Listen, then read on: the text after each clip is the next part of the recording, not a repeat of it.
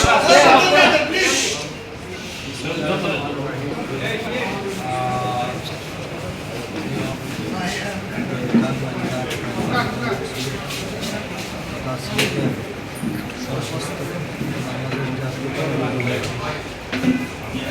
পর্যায়ের নেতা কর্মীসহ অত্র এলাকার আমার প্রিয় জনগণ, আপনাদের সকলকে আমার ব্যক্তিগত পক্ষ থেকে আমাদের প্রিয় নেত্রী,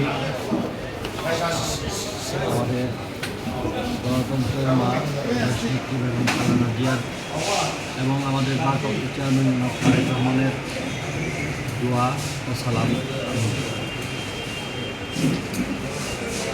দেশের এই মুহূর্তে যদিও আমি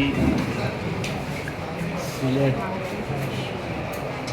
একে এবং এই মহানগরীতেই আমি দীর্ঘদিন, কিন্তু আমি সিলেট জেলা বিএনপির দীর্ঘ 9 বছর সাধারণ সম্পাদক ছিলাম।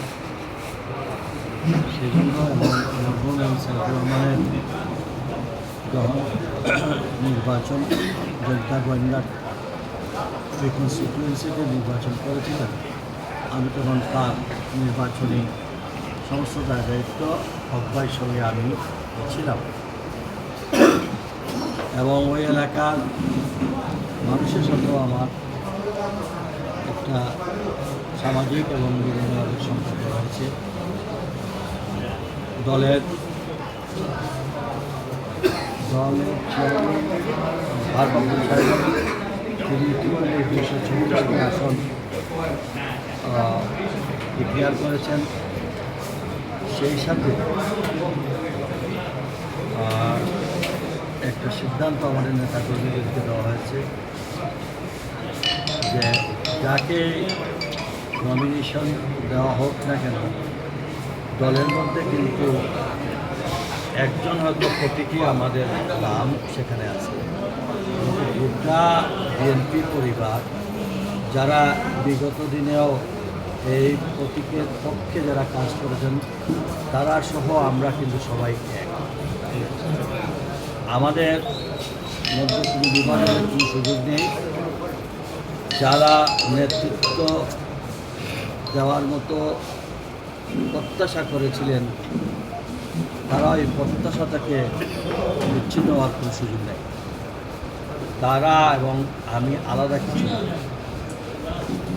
কোনো কোনো ক্ষেত্রে আমি তাদের বয়সে এবং রাজনৈতিকভাবে তাদের একজন সিনিয়র বড় ভাই হিসাবে আমি মনে করি আমার পরম শক্তি যে 4-5 জন, বিশেষ করে আমাদের যারা নেতারা যারা এই বিগত কয়েক মাস তারা কাজ করেছেন, তারা এখনও আমরা একসঙ্গেই কাজ করি এবং আমরা এই টিমটাই